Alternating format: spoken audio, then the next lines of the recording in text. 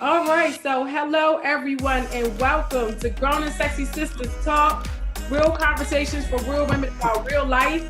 And we are so blessed to have our friend Walter Lewis from Walter Lewis Fitness Solutions on the line with us again. This is session 2. Now, session 1, we talked about the fitness part, and he gave us some good jewels. So I wanted to invite him back so he can talk to us about the nutrition part. So this is the fitness series, Walter, part 2. Oh, it's going good. It's just raining real hard. As I mentioned, I am in my Jeep and I'm ready to go. But Okay. I just finished running in the rain with a client for about 3 miles. And, Okay. I'm good. So we don't let the rain stop us, do we? No, that's an excuse. I said Yeah, to myself, I said, well, Walter would probably think today's a perfect day to be working out in the house. yeah. Wherever you can get it in, as long as you're getting it in, it doesn't matter. That's wonderful. And I've been doing my chair workouts. You'd be proud of me. Okay, well that's good. So long as you stay active, I don't care how big, how small, whatever you can do, just keep it moving. That's right. And it doesn't matter if you have a broken ankle. You can still find a way to get Yeah, it in. that is correct. There's still things you can do even with a broken ankle. All right, awesome. So, guys, I will tell you a little bit about Walter in case you didn't join us for the first session. Walter is this amazing fitness instructor. He's experienced life coach, and he's trained and motivated thousands of people since 2004. Walter has one-on-one personal fitness training. He has group and corporate boot camps. He does the virtual weight loss. He's got corporate wellness programs. He's fitness pageant. I mean, this guy is doing everything. So, Walter, tell us, why did you decide to make fitness a number one priority for you? So Nisi, as I mentioned before in my in a previous interview, and I tell people this all the time, um, fitness became priority to me when my grandparents passed away. My grandmother was 53 when she passed. She had a heart attack. She had high blood pressure, diabetic, Wow. was very unhealthy, didn't exercise. My grandfather was 48 when he passed. He had a heart attack. Wow. And so now I'm 47, so I got, another year before I'll be the age he was when he passed away. Right. And so I didn't want to fall in that same boat. I didn't want to die young. So Right. that kind of motivated me. And that's why I made it a priority, because their deaths could have been prevented. They could have lived a much longer life if they took Right. care of their health. So Right. that's I why. get it. I get it. And for me being 45, I'm right there with you, brother. Uh-huh. So I'm feeling you on that. We gotta live healthy. And it's never too late to start. Even if you're That's, 45 or 50 or 60, it's never too late to start living a it's not. healthy lifestyle, right? It's not, because right now, and I train a guy who's 72. He Wow. has a pacemaker. I started training him last year, You and he know. lost 30 pounds training with me. Wow. Now he ran his first 5K, and he outdid all the young folks in the class by holding a plank for 7 minutes. Wow. You say he held the plank for 7 minutes? For 7 minutes, yes, he did. Okay, With the so when I do pacemaker. a plank, I think I could probably do 1 minute and then I'm like Right. dying. Yeah, that's about right for most Wow. people. That's amazing. 7 minutes. Yeah, 7 minute plank. Yes, he did. Wow. So if you guys have never tried to do a plank, it takes a lot of upper body strength to hold Yeah, yourself up for 2 minutes, let alone 7. And he's 72 years old. So that's another example of not making excuses, right? that's right. That's right. That's right. That's good stuff. I love it. So now, in every single podcast, I always get to this real talk. Let's get the top 3 excuses in here. So we get the last time we had the top 3 excuses why the sisters don't want to work out. Okay, the excuses they give. So this time, in true grown and sexy sister fashion, I would like to know the top 3 excuses women give for not being able to eat healthy. Um, One is in no particular order, but Okay. one excuse is, it costs too much money to be healthy. Okay. That's what they use. But if you Okay. don't take care of your health, medical bills is going to be far more expensive than paying for healthy food. That's what I was just thinking. Okay. So that's one. Another excuse I might get is they don't have time to prepare their meals. You know, most of my clients are busy professionals, Okay. and so they work long hours, don't get many breaks. Well, they say they don't get many breaks. They may be breaking going to this vending machine, but Yes. but but the excuse Yes. is they don't get many breaks. They work long hours, so they just don't have the time to prepare their food. Okay. Um, so that's one excuse. Another one, believe it or not, I hear people say, "I don't know what to eat." That's, I think a lot of women, a lot of men, they know what to eat. They just don't like the healthy stuff, you they know, don't like it. Okay. I fruits got and that. vegetables. So they say, "Oh, but I want something that tastes good." It can taste good depending on how you prepare it. It's just not going to taste like, fried chicken Eh, or, well, a donut. well, nothing tastes like fried chicken. Okay. but, Right. but Right. So yeah, but I get that they don't know what to eat. Like I say, fruits, vegetables, a lot of people don't like to eat that. Some people do, but yeah. there are the common excuses I get. Okay, and see now that's good stuff because I know personally my sister had come down here a couple months ago to help me out. And when she came, her first thing was like, ew, I don't eat the green Hmm. stuff. Where's the red meat? I don't eat all Right. this turkey and Right. hummus. Who eats hummus? That Right. was nothing. And then by the time she left, because that's the kind of stuff that I have in my house, and that's what she was Hmm. surrounded with. By the time she left, she was searching online where she could buy hummus when she got home. And it was like, hey, okay, I get it. It looks nasty, but Right. just try it. Okay. Right. Just do me a favor and try it. I promise you, it's not as bad what you think it is. It's not. It's not. It's not. Yeah. Yeah, that's good stuff. And so I can definitely appreciate too, from having been a busy mom and having had the kids in football and baseball and Hmm. running back and forth and team mom and going to school full time and working full time, it can really be a challenge to figure out number Absolutely. one, what are we going to eat? Number Right. two, is it healthy? A lot of times, by the time you get home from picking the kids up, you got to pick them up, you got to run them here and there, you got all these other things to do, you got chores, you got grocery shopping. By the time we do all of that stuff, it might be 8 o'clock by the time Yeah. we even get home, Exactly. right? Exactly. So That's I true. can understand why people say, well, they may not have the time, they don't know what to eat, but that's cool because that's what we're here for. We're gonna open up the eyes and we're gonna put some revelations out there, right? That's right. That's right. That's All right. right, cool, good stuff. So, how does eating healthier go hand in hand with the fitness lifestyle? Well, you can't have one without the other. So with fitness, let me break down with fitness first. Okay. So I'm breaking down fitness into cardiovascular and resistance training. So the cardiovascular is doing like the treadmill, walking, biking, kickboxing. The cardio part is going to help you lose the weight.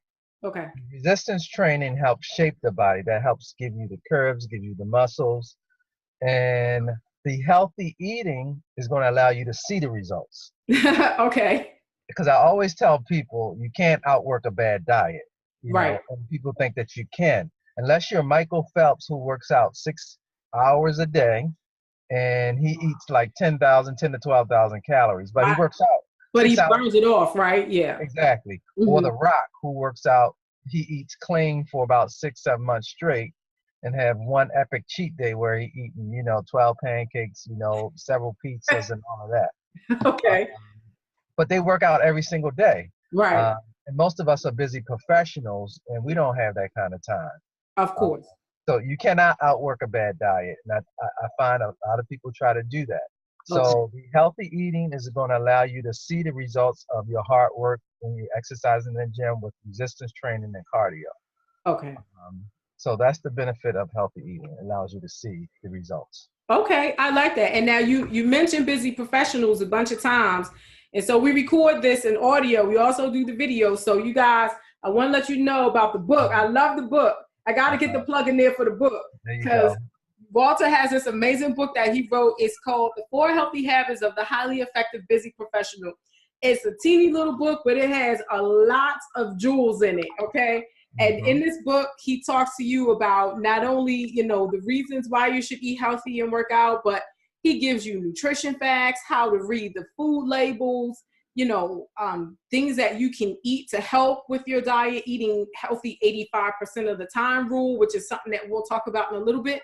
But this is a good book because, no more excuses is my hashtag for this podcast. And so this book will give you everything you need. And, we're all busy, but Walter breaks it down for you like, hey, you're busy? Okay, let's get it in this way. So we'll come back to the book, but nice book, Walter. I'm loving it. You see my creases and stuff in there. I see you. Good job. All right. Good stuff. So in the book, you talk about the concept of eating healthy 85% of the time. So give me a little explanation about what that's all about. Okay. So when I talk about eating healthy 80% of the time, I'm talking about, break it down into 7 days a week. Okay. 7 days is a week. So within 7 days, 85% of your meals should be healthy and you should stay in a calorie range. Okay. So, for example, let's make it simple. Let's say you eat 3 meals a day, breakfast, lunch, and dinner. Okay. Multiply 3 meals times 7 days. That's 21 meals you'll have in a week. Okay. So 85% of the 21 meals that you have should be healthy. So that leaves 15% where you can kind of have, I call cheat items. Little cheat items. Okay, I like the cheat items. So I just want to kind of do the math off to the top of my head. So let's say 15% times 21, I'm going to guess is 3 point something. So that means you can just have 3 cheat items a week. Okay. 3 cheat. So that could be a glass of wine, a slice of cheesecake, a chocolate chip cookie, or it can be 3 glasses of wine. Okay, I'm trying to be 3 glasses of wine one day, and then another 3 glasses of wine the next day. So you mean for the whole week? It's 7 days. I'm talking about within 7 days. All right. So if you follow that formula where you just doing 15% or like 3 items a week, along with working out 5 days a week, you still should be able to reach your goal without depriving yourself. Okay. So that's the 85-15 rule that I'm talking about. And I like that because I know a lot of times when people say, they want to work out or they're thinking about it, they hesitate and they're fearful because, or I'm sorry, if they saying they want to start a diet, it's like a scary word, right? That's like, I'm like dead to the world for the whole time. I can't eat anything but leafy greens for like 2 weeks straight. And reality is that we not always going to be able to do that. So I like that. Yeah. No, it's not about perfection. Just like I heard a client ask me the other day, she had lost some weight, but she said, but I'm scared because if I get to my goal weight, isn't that going to be hard to maintain? No. If you go back to, not working out and eating unhealthy, I mean, that's going to be worse. And so it's not hard. Once you get there, as long as you keep exercising consistently, you don't have to do anything, as far as being more strict.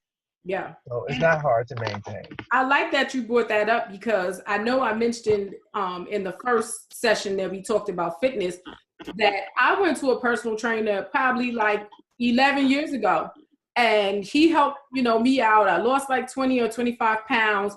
However, another thing that he helped us out was with our diet because we were eating out and stuff. And 11 years later, I still eat the way that he taught me to eat. And so that's why it's important when you say, this is a fitness lifestyle. This is not like a crash diet. That's something that, okay, you're going to do it. You might fall off the wagon. You never do.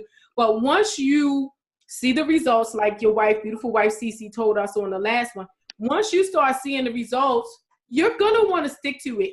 And trust me, the other day, I just did a live stream on Facebook because I'm doing the 30-day, the Grown and Sexy Sisters 30-day self-care challenge. And so I started live streaming, like me cooking some little different recipes and stuff. And, as I was saying in the live stream, listen, ladies, once you start doing this, you will start to feel good about it. I'm telling you, every time I make myself a green smoothie, it's like, yes, you know what I'm saying? Like I did something good today, Right, exactly. So this is good stuff. Now, I like to add my facts, okay? So I did some research. I'm a researcher for those of you who don't know. I love to research stuff.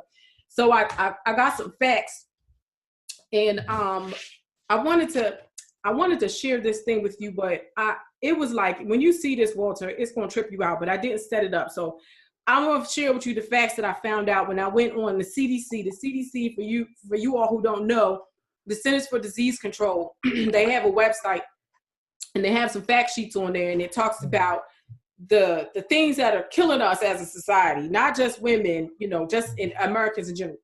So one of the top things is added sugars. Okay. We talked about that. And they give you a whole list of all the things that added sugars are doing to us. Weight gain, obesity, heart disease. Those are the top 3 things. Yep. And what I found out in this research is sugar intake is the highest amongst lower income people. So we talked about that, right? No access and probably like the amount of money that it costs to eat healthier, but we'll get to that. And so now the recommendation for added sugar, now this is interesting stuff to me because I just started reading the labels, and you teach us how to read the labels in this book, right? I started reading the labels to start counting my sugar and grams and stuff. So it's saying that our sugar intake should be less than 10% of our total daily calorie intake, okay? Now here's the stats. The stats are gonna freak you all the way out.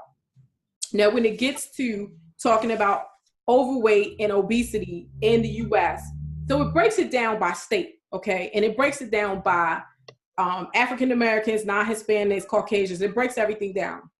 So as Americans, first of all, only 1 in 10 of us get enough fruits and vegetables. 1 in 10. That's crazy, okay? In 2016, every single state in the US has 20% of people, adults, who are obese.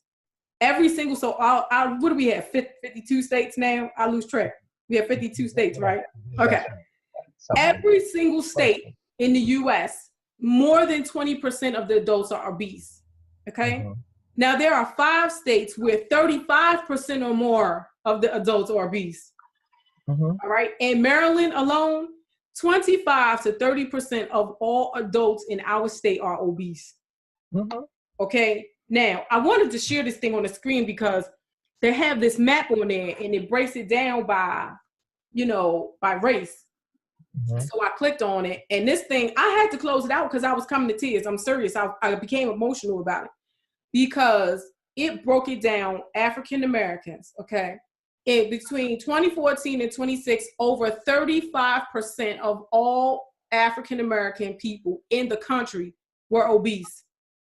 And this is the majority of the states. If you look at this map, you guys could look at this, and I'm gonna share it on my website so that you guys could look at this later. But if you look at this map, it is all red for African Americans. Over 35% of us are obese. Yes. I'm telling you, that thing made me emotional. I was like, wow. And Nisi, I know that's true because just take a look. I mean, I don't know about your family. I just look at my own family and then start counting how many people in your family are obese. If you look at parents, uncles, cousins, how many of them are obese? Yeah, the majority of, you know, like my mom, you know, she was, you know, overweight, and I can go down the list. Right, exactly. Like I look at my family, majority of them are obese. So it's more than 35% in my family. So, I mean. This is a big issue, brother. And I'm glad that you and I are taking the time to really talk about this. And, you know, the thing about me with my broadcast and my webcast and my business is that I'm just coming to people straight with no filter, because this is a serious situation and this is something that has to be addressed. And I started feeling overwhelmed, and I was like, wow, what can I do to try to help? You know what I'm saying? Like, good Lord, this is a big, this is a big, woo. Yeah.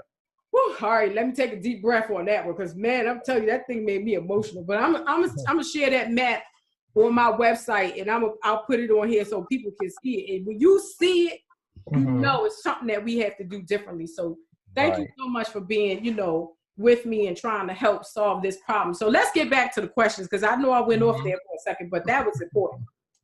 All right.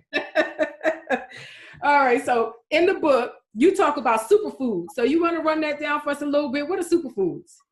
So when I talk about superfoods, I'm talking about, first of all, healthy foods that's going to help reduce stress and provide energy. Okay. at the same time. So some good examples. So I say some food and drinks actually. So one food or drink is tea, green tea specifically. So that's going to help relax you, help reduce anxiety. Yes, Uh, I need that. yeah. So when you're feeling stressed, in the evening, just Yeah. have some tea You mean instead of wine. instead of a glass of wine? Instead of wine. All right, I'll So, try I it. mean, wine, yeah, it helps you relax, but if you're trying to reduce the fat on your stomach, it's not going to help your stomach. Right. Where it's okay to do it periodically, like I say, sticking to that 15% of the week. Yeah, yeah. And But also a fun fact about that is that wine, if you drink alcohol before you go to bed, it affects your sleep pattern. So you don't get yeah, into that deep exactly, REM sleep. So that's another fact. exactly, and that's That's how good people become stuff. addicted, to the wine. I so, know. Look, so, I'm so, a so, wine so, drinker. wine is sugar. Just think of sugar. Sugar turns to fat. All All right. right, Walter. Okay, okay, okay. All right. I'm So gonna take a anyway, minute on back to the superfoods, and wine is not one. So tea, that. All so tea is one. right. You have if you have a taste for something sweet, dark chocolate is a good one I like because that. it's a little healthier. Again, that's going to help you reduce stress and anxiety. Okay. Let's see, I'm trying to think of another one. Avocado is Avocados. one. So the so avocado, I mean, it's filling. It's gonna help reduce stress, help you relax. It's gonna help reduce anxiety. Right. But the thing with avocado is you got to be careful of your portion size Okay. because I have some folks who will, they think, okay, avocado is healthy, so I can have as much as that as I want. But Mm-hmm. it is a healthy fat, but too much of it will cause weight gain. So too much healthy stuff will cause weight gain also. Right. So So there's a fine balance. yeah, so just maybe like a quarter, um, maybe a quarter of an avocado you can have. Um, so Okay. that's another great superfood. Guacamole is part of that, right? Um, yeah, but you watch your portion size again. Okay. Yeah, just Okay. watch the portion size. Okay. Now I And just started eating guacamole because I never really liked it. And I honestly I'm not a huge fan, yeah, but I start eating it more because I recognize the health benefits. yes. So just always read the food label Mm-hmm. and the serving size because a lot of us we think it's healthy, but we never look at the serving size, and we Mm-hmm. can still, like I say, overeat the amount of calories, the amount of fat. And we're like, I don't understand why I'm gaining weight. I'm eating healthy, Yeah. but you still gotta watch the amount. Yeah, because it's tricky, man. They get you with the tricks, man. When you look at the back of the package and you're like, oh yeah, it's 120 calories, but it's per serving, and you got 15 servings in this package. Exactly. Right. And like another good superfood you can have are nuts. But I always tell people to stick with like 100 calorie packed nuts Oh because yeah, many nuts can be high in calories and fat, and you can gain weight from just eating nuts. right. And then you just popping them in. You're not even paying attention. Yeah. By the time you look at it, you done ate half the daggone package. You like, oh my lord, I done ate half And the package. and that could easily be like 1,500 calories. Man, I'm telling you. Let me tell you something. Last year I had gained all this weight, and I thought, I'm like, what? When I get all this weight, I'm eating my trail mix. But I'm Yes. like, you know what? I was eating half the daggone bag of trail mix at one Yeah. time, Yeah. and There I you had to go. cut it back. Yeah. So there are some of your superfoods, but still watch your portion size. Okay, all right, that's good stuff. And I like that you added chocolate in there because the ladies love chocolate, dark chocolate ladies, not the any old kind of chocolate. Right. And so you want something that's like over 70% cocoa, because the less percent cocoa, like when it's 50, is going to taste a little bit better. Okay, So you find something that you could deal with, but you don't want it where it's pure chocolate, okay, the okay. unhealthy stuff. That's good. Okay, good. That's good information. All right, cool. So the next question I have for you, my friend, Hmm. is healthy snacking really possible? Yeah, of course it is. How is Um, that possible? I mean, so because I think people think of snacks as a candy bar Mm, or um, I don't know. So like, what are right. some snacks? What are some things that you think of that are snacks? Oh, Doritos Yeah. and See. all the Twix raw bars. stuff. Yeah. Yeah. So Doritos are full of sodium and fat. Mm-hmm. But a better alternative for Doritos would be something like what you call those chips, like veggie chips. Veggie chips. Veggie chips. If you got a taste for that salty, crunchy taste, you want chips. They are very low in calories and very low in sodium. Mm-hmm. So Now I we eat suspect sweet potato chips too now. who? We eat sweet potato chips too. Yeah, that's fine. Sweet potato chips. Um, uh, thing with chips is they're high in sodium, and Yeah. your sodium intake per day should be less than about 15 milligrams. Oh. 1500 milligrams, I'm sorry. Oh, I was about to say, oh my 15 goodness. 1500 milligrams of sodium per day. That's where you want to stay under. You got it, but you know what? You gotta watch that too, because the other day I had bought some chicken sausages, right? And they had some like cheese or something in them. I was like, this is pretty decent. But I didn't read the package right till I got home. And I went to cook, and the sausages were like small. They weren't like a giant, you know. Mm-hmm. Each sausage had 600 milligrams. Sodium. I Yes. was like, oh my gosh. And people wonder why sometimes, they feeling bloated, their stomach is bloating, Mm-hmm. But Not to mention if you have high blood pressure, which is a problem right. for our community too, right?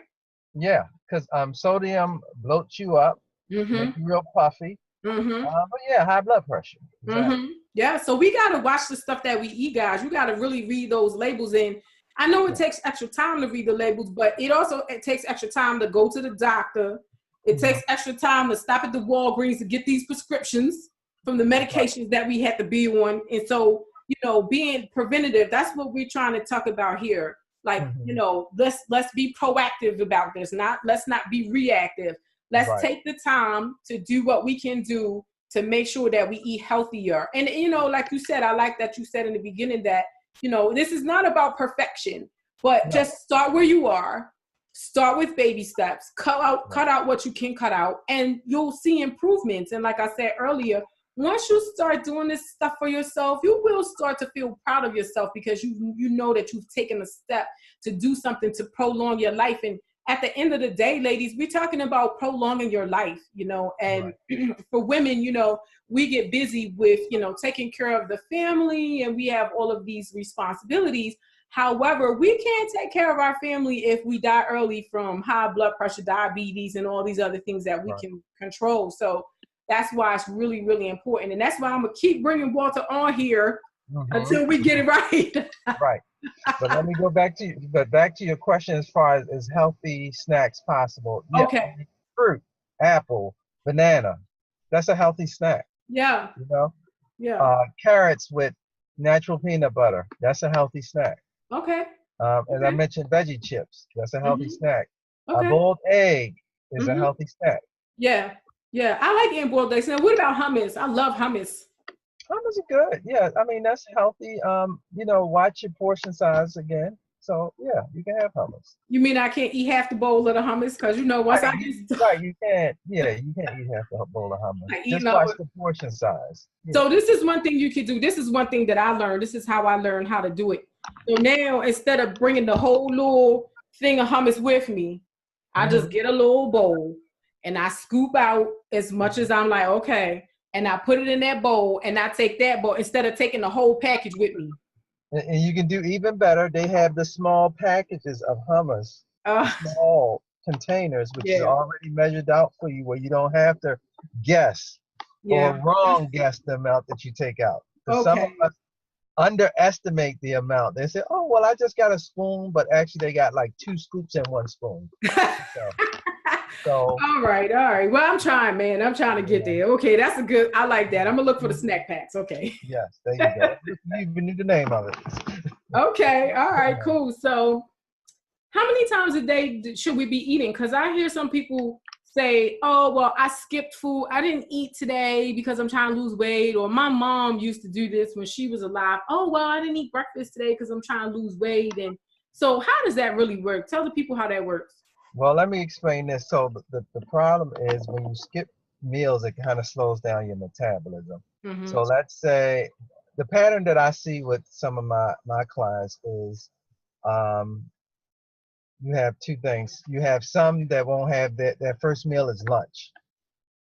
So your metabolism doesn't start until you have your first meal. Right. So they'll eat lunch and then they won't eat again until 7 or 8 o'clock at night. Right. And the thing that a lot of them do, because they haven't eaten for a long period of time, when they get home at night after work, they're feeling ravenous, they're Yep. starving, they're Yep. eating up everything in sight, Nom tasting a nom nom little nom bit nom of nom this, nom nom nom nom nom tasting nom a nom nom little bit of nom. that, tasting a little bit of that before they Yeah. even get to dinner. And before you know it, that night you can easily have over 2,000 calories. Ooh. You think just because you only ate at night, you didn't eat that many calories. And that's how a lot of people gain weight. Wow. Because most of us in the evening, we're not active. We don't burn it off, so it stores on our body as fat. Wow. That's crazy. But back to your question, how many meals should you have a day? Everybody's different, but I would say at least have breakfast, a lunch, and a dinner. So if you have 3 meals, that's good. Mm-hmm. Or 4 meals, you can have breakfast, lunch, and dinner, and a snack in between. Okay. If you're a person that's competing in a fitness competition, you Mm-hmm. might need 6. But Oh. just keep all your meals small, I say. Okay. You don't need to have huge meals. For a person that's trying to lose weight, you want to try to have your heaviest meal, even though it shouldn't be big, Mm-hmm. earliest part of the day so that you have time to burn it off. Okay. The smallest meal is the last one Mm-hmm. in the day. And I tell people to eat like a king or queen early in the day and a peasant in the evening. I like that. Okay, so I shouldn't be eating a huge bowl of pasta and all that stuff at 8 o'clock at night. No. It should be some vegetables like spinach, Mm-hmm. some salmon, Mm-hmm. and quinoa or something like brown rice and Okay. broccoli and Okay. some type of fish, I say. Yeah, and I think that's where a lot of us we get it wrong because Yeah. again with the busy schedule, by the time we get home, like you said, we starving, and so now we want to eat all this stuff, Right. we lay down on it. And so so my battery is dying too. And Uh-oh. so I probably got like 5 minutes. Okay. All right, cool. We'll make it happen in 5 minutes. Okay.